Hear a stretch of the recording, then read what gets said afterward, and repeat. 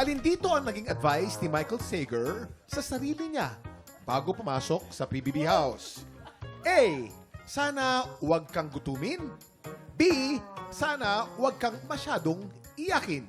Pwes, tandang-tanda namin yan kasi nag-taping tayo ng TikTok lock nung time na yon. Totoo. Bago siya pumasok. Umiiyak pa nga si Michael. Talaga nakita ko Totoo. anak ko, akin nalulungkot ako. Ganito talaga arte niya. Ay, ganun. Nalulungkot talaga ako. Parang matanda. Ganun.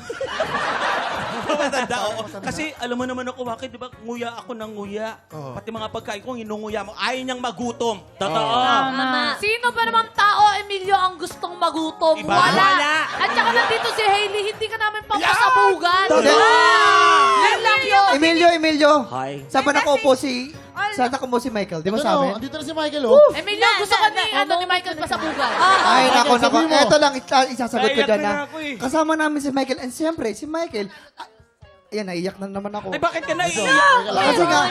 Kasi nga, iyakin din kasi si Michael kasi ayaw niya kasi pumasok kasi pag pumasok siya doon, wala mag-guide sa kanya, hindi niya matatabagan ang mama niya sa Canada, tsaka sa papa niya sa Canada.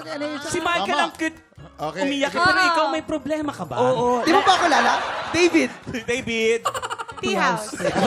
Hoy. Emilio, anong sagot mo? Makinig ka sa amin, Emilio. Hindi Andito kita na si papayag. Michael, oh. Duo, kaya mo yan, duo. Emilio.